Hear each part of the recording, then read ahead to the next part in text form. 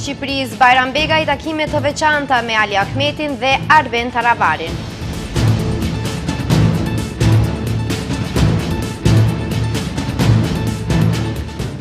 Protestojnë familjarët e viktimave të Koçanit, kërkojnë drejtësi për më të dashurit e tyre.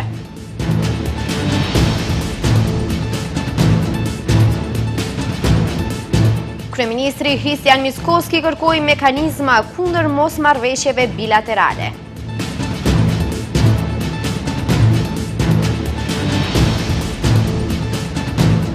Pjeshkatarët e Maqedonisë dhe Kosovës të dielën organizojnë marshin e paqes Bllac 99.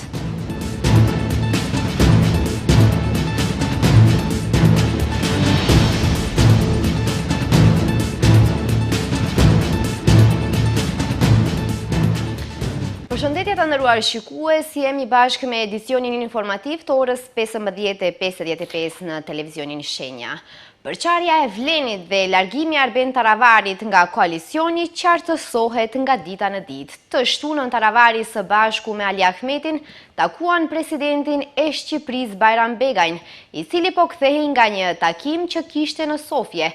Takimi u zhvillua në të njëjtin hotel në Vizbeg, ku gjatë vajtjes në Sofje, Begaj u takua me Izet Megjitin, Arben Fetajin dhe Afrim Gashin.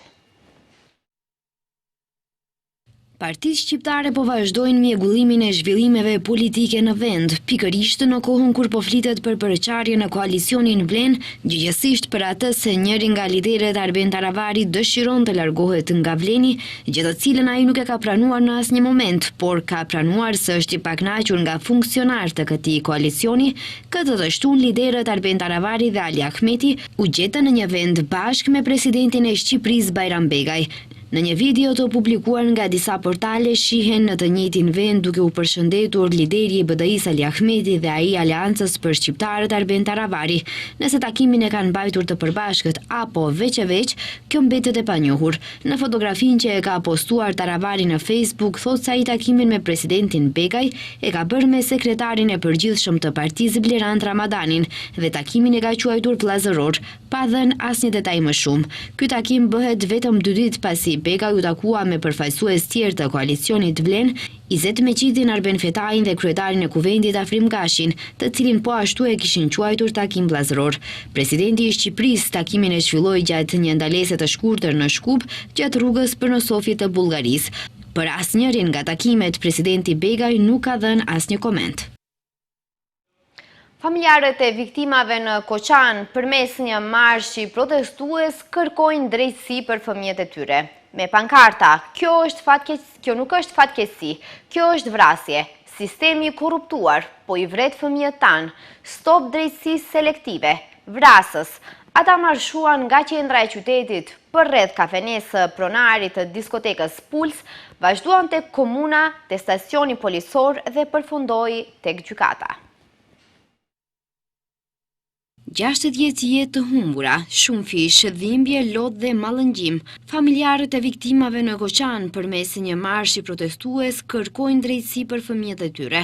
10 qytetarë në Koçan të veshur me të zeza ju bashkuan protestës, të cilën kishin vendosur ta bënin të qetë, por me pankarta që flisnin më shumë se sa heshtja e tyre. Kjo nuk është fatkeqësi. Kjo është vrasje.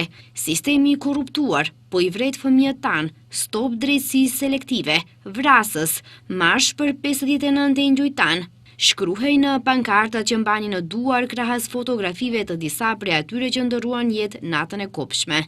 Protesta nisi në qendër të Koçanit, pastaj vazhdoi përreth kafenesë pronarit të diskotekës Puls, aty u ndalën dhe heshtën për nder të viktimave. Më pas vazhduan tek komuna e Koçanit, tek stacioni policor i këtij qyteti, si dhe tek gjykata themelore. Në orët e hershme të mëngjesit të 16 marsit, pas një zjarri të madh në diskotekën Puls në Koçan, mbetën të vdekur 59 persona, kurse u lënduan rreth 200 të tjerë, të cilët u vendosën nëpër spitalet e Shkupit, Shtipit dhe Koçanit. Të nesërmen pjesa më e madhe e pacientëve nisën të transportohen në shtete të huaja dhe pacientët që mbetën këtu, të gjithë u hospitalizuan në spitalet e Shkupit.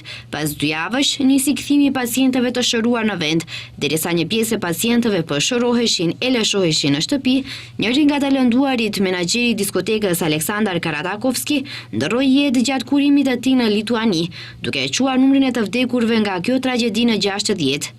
Ministria e Brendshme deri tani ka arrestuar 31 persona nga 34 të dyshuar në këtë rast. Ajo që dihet deri tani është se diskoteka ka pas vetëm një derë dhe nuk ka pasur as derë emergjente, por as ndonjë mjet tjetër kundër zjarrit, ndërsa ndërtimi i objektit, sidomos kulmi, ka qenë nga mjetet që përfshihen lehtë nga zjarri, gjë që ka bërë që të gjitha viktimat të vdesin nga tymi që e kanë thithur dhe jo nga djegjet që kanë kapluar trupin e tyre, të cilën e konfirmoi edhe autopsia e tyre. Në takimin e rregullt vjetor të Komitetit të Përhershëm të Asamblesë Parlamentare të NATO-s që po mbahet në Parlamentin e RMV-s, Kryeministri Kristian Mickoski kërkoi që të vendosen mekanizma që nuk do të lejojnë që mosmarrëveshjet bilaterale të bëhen pengesë për realizimin e qëllimit kolektiv dhe të përbashkët. Ministri i Mbrojtjes vlerëson se takimi që organizohet për herë të parë në RMV është sinjal i fuqishëm i unitetit për forcimin e bashkëpunimit mes aleatëve. Të vendosen mekanizma që nuk do të lejojnë që mosmarrëveshjet bilaterale të bëhen pengesë për realizimin e qëllimit kolektiv dhe të përbashkët. Këtë kërkesë e bëri kryeministri Kristian Mickoski në hapjen e takimit të rregullt vjetor të Komitetit të Përhershëm të Asamblesë Parlamentare të NATO-s, i cili këtë vit po mbahet në kuvendin e RMV-s, pikërisht në 5 vjetorin e antarësimit të vendit tonë në NATO. Kryeministri u ndal edhe tek tragjedia e cila goditi vendin javë më parë në Koçan, në të cilën humbën jetën 60 persona dhe rreth 200 të tjerë u lënduan. Kjo fatkeqësi, tha ai, jo vetëm që na tregoi se sa e brisht është jeta, por theksoi edhe rëndësinë e solidaritetit dhe mbështetjes së ndërsjellë, duke përmendur këtu solidaritetin që treguan vendet aleate dhe partnere të RMV-s. 9 shtete europiane ofruan ndihmë vendit tonë menjëherë pas tragjedisë në Koçan. Bashkimi Evropian përmes mekanizmit për mbrojtje civile koordinoi evakuimin mjekësor të lënduarve në spitalet e specializuara në rajon. Kjo tragjedi na kujtoi se solidariteti nuk është vetëm një fjalë, por një vepër që i bashkon popujt. Ai gjithashtu përmendi se gjatë 5 viteve të fundit nga antarësimi jo në NATO, vendi kontribuon në mënyrë aktive për sigurinë dhe stabilitetin kolektiv të aleancës. Ministri i Mbrojtjes Vlado Misajlovski në fjalimin e tij tha se takimi i Komitetit të Përhershëm, i cili organizohet për herë të parë në Maqedoni, është një sinjal i fuqishëm i unitetit dhe i konfirmimit të vendeve tona për forcimin e bashkëpunimit aleatësh, transparencës dhe demokracisë parlamentare. Deputetët janë një lidhje etike mes përfaqësuesve të 32 parlamenteve dhe ne u jemi mirënjohës për të gjithë punën dhe për kushtimin e tyre në mbrojtjen e qëllimeve dhe interesave të përbashkëta. Ne mbetemi të përkushtuar për investime të qëndrueshme në mbrojtje, duke ndarë 2% të prodhimit të brendshëm bruto dhe mbi 32% të tij për një nga pikat më të rëndësishme, pajisjen dhe modernizimin e ushtrisë, duke forcuar kështu mbrojtjen kombëtare dhe kolektive. Asamblea Parlamentare e NATO-s është organizatë multilaterale që vendos lidhje thelbësore midis NATO-s dhe parlamenteve të vendeve anëtare të NATO-s, siguron transparencë më të madhe të politikave të aleancës dhe kontribuon në forcimin e vlerave transatlantike të organizatës. LSDM-ja opozitare ka reaguar për rastin ku 2 zyrtar policor kishin deklaruar rreshëm për veturën e parkuar në një shteg biçikletash, vetëm që mos ta merrte Merimanga. Zëdhënësja e LSDM-s Bogdan Kakuzez ka thosë se Ministria e Punëve të Brendshme në krye me Pançe Toshkovskin është në kaos. Sipas saj është fakt se 9 muajt e fundit si në një shirit renditen skandal pas skandali me truproja të funksionarëve më të lartë shtetëror. LSDM kërkon përgjegjësi dhe, siç thot, përgjegjësia duhet të nisë nga Ministri i Brendshëm Pançe Toshkovski.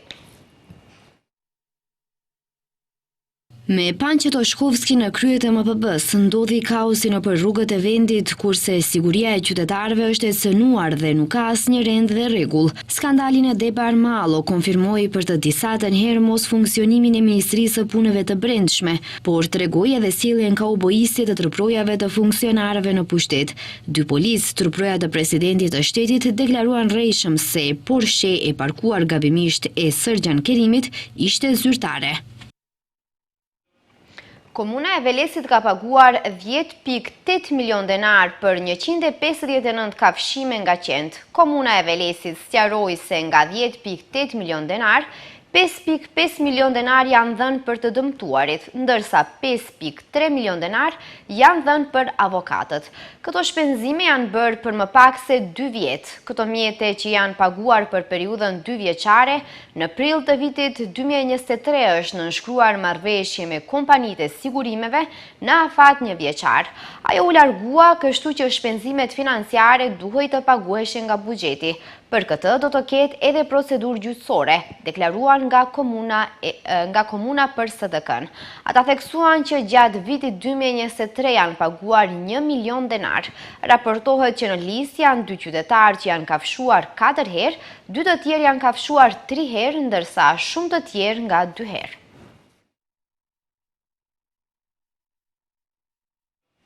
Maqedonia e Veriut ka shënuar një deficit tregtar prej 604,7 milion euro gjatë 2 muajve të parë të vitit 2025. Në krahasim me të njëjtën periudhë të vitit të kaluar, edhe eksporti dhe importi kanë regjistruar rritje. Sipas të dhënave të Entit Shtetëror të Statistikave, vlera e mallrave të eksportuara nga Maqedonia e Veriut në periudhën janar-shkurt 2025 ka arritur në 1,2 miliard euro, ndërsa vlera e importit ka shkuar në 1,8 miliard euro. Kjo ka rezultuar në një mbulim të importit me eksport prej 67%. Krahasuar me periudhën e njëjtë të vitit të kaluar, eksporti ka shënuar një rritje prej 1,8%, ndërsa importi është rritur me 5,1%. Po ashtu Enti Shtetëror i Statistikave raporton se në periudhën janar-shkurt 2025, Maqedonia e Veriut ka intensifikuar shkëmbime tregtare me disa shtete, përfshirë Gjermaninë, Britaninë e Madhe, Greqinë, Serbinë dhe Bullgarinë.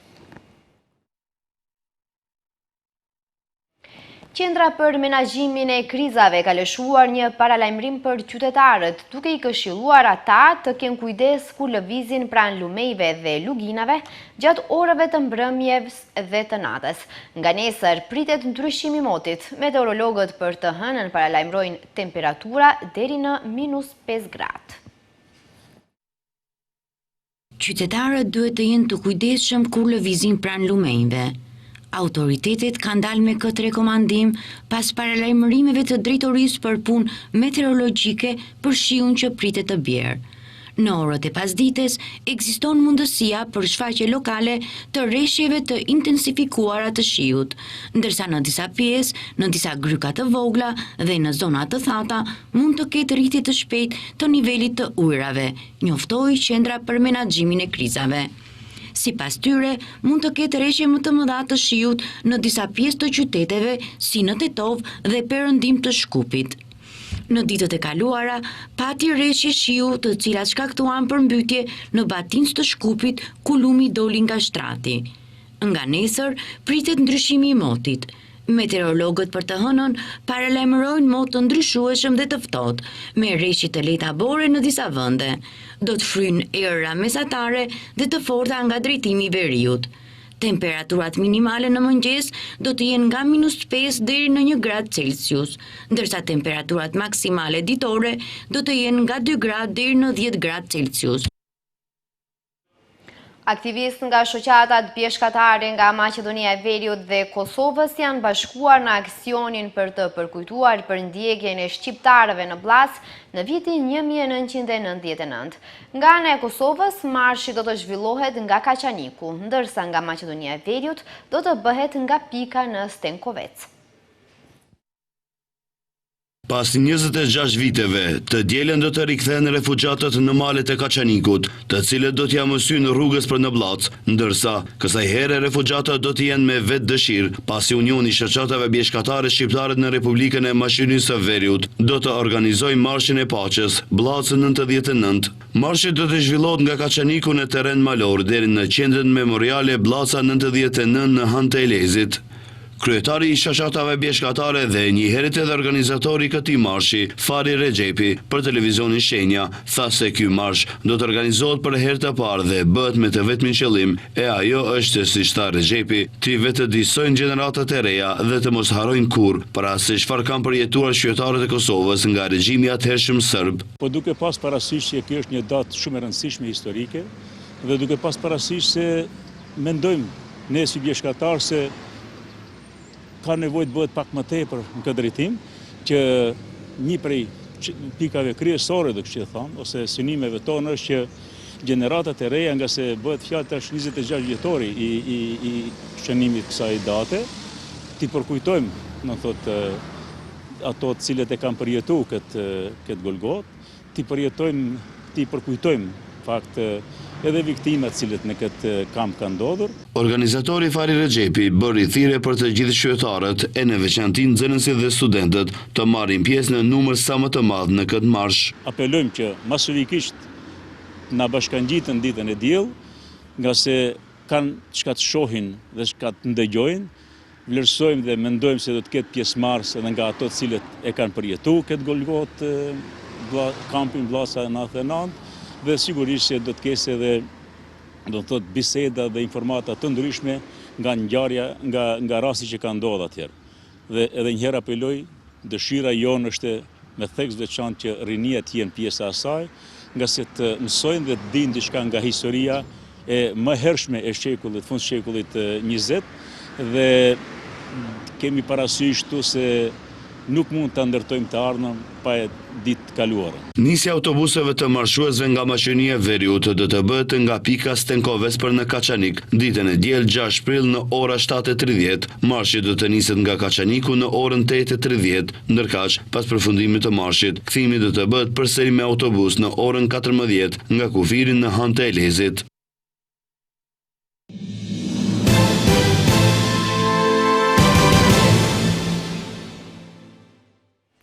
Sot bëhen 26 vjet nga masakra e Rezallës së Skënderajt, në të cilën u ekzekutuan 98 shqiptar, banor të Rezallës dhe fshatrave përreth nga forcat serbe, të cilat zhdukën edhe kufomat e të vrarëve.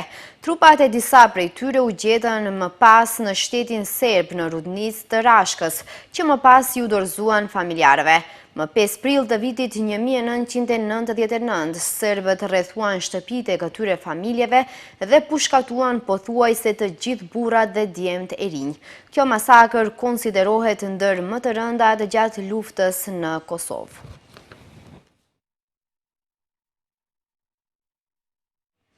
Lëvizja vetëvendosje synon që më 15 prill të zgjidh kryetarin e kuvendit dhe të formojë qeverinë e re në po të njëjtën ditë. LVV-ja ndërkohë ka bërë thirrje partive opozitare që të mos bllokojnë krijimin e institucioneve të reja. Ndërkohë LDK-ja dhe AAK-ja e kanë konfirmuar pjesëmarrje në takim me Glau Konjufcën, ndërsa PDK-ja dhe Nisma pritet të vendosin javën e ardhshme. Të martën e javës së ardhshme, pikërisht në mesditë, ish kryetari i kuvendit Glau Konjufca ka ftuar liderët e partive politike për një takim përgatitor për mbarvajtjen e seancës konstituive, e cila është paraparë të mbahet më 15 prill. Deputeti i zgjedhur i LVV-s Mefael Bajqinovci u ka bërë thirrje partive politike që t'i përgjigjen ftesës së Konjufcës. Përndryshe, tha ai, mosardhja do të shënonte mospërfillje ndaj institucioneve. Duke mos dhënë emra konkret se kush do të jetë kandidati për kryetar të kuvendit, deputeti Bajqinovci tha se më 15 prill do të zgjidhet kryetari i kuvendit nga vetëvendosje si parti fituese.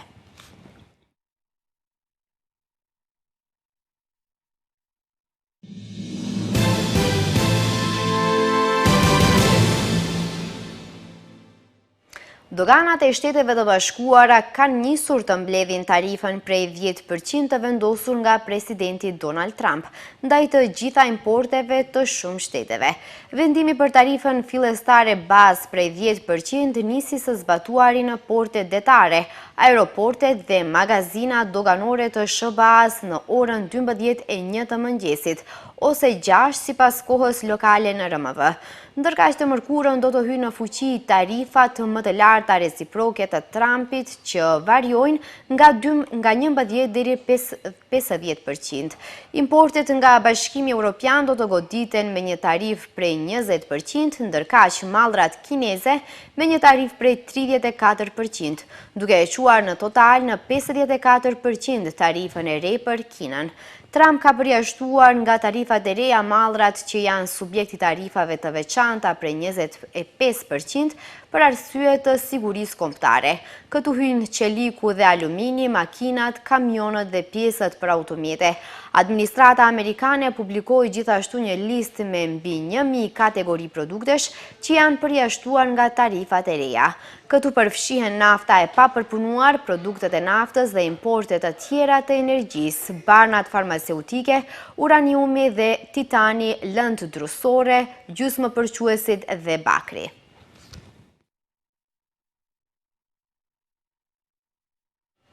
Sulmet ajrore izraelite në rripin e Gazës kanë vrarë të paktën 60 palestinez të tjerë, duke e quar numrin e të vdekurve në 50.669, tha sot Ministria e Shëndetësisë në enklav transmeton Anadolu.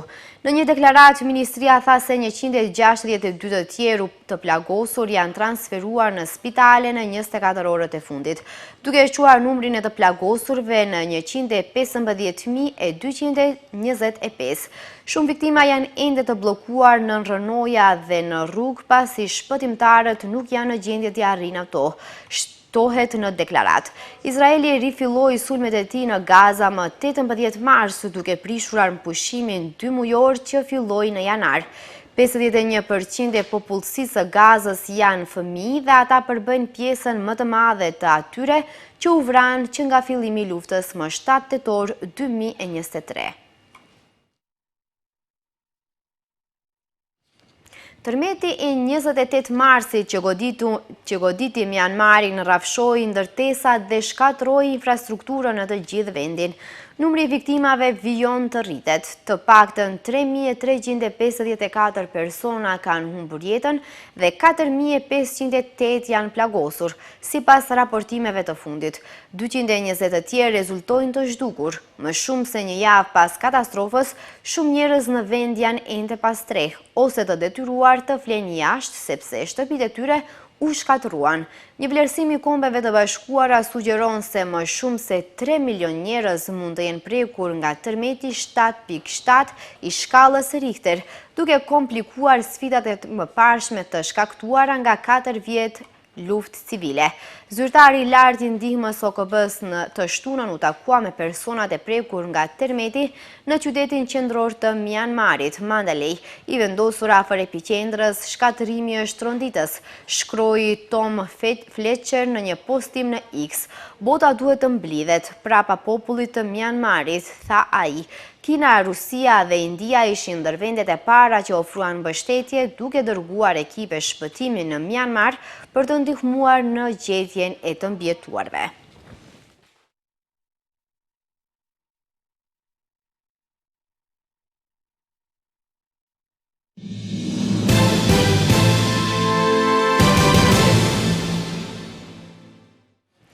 Shikues të nderuar, kjo ishte gjitha për këtë edicion informativ, ndërsa bashkë do të shihemi në edicionin qendror këtu në televizionin Shenja. Mirupafshim.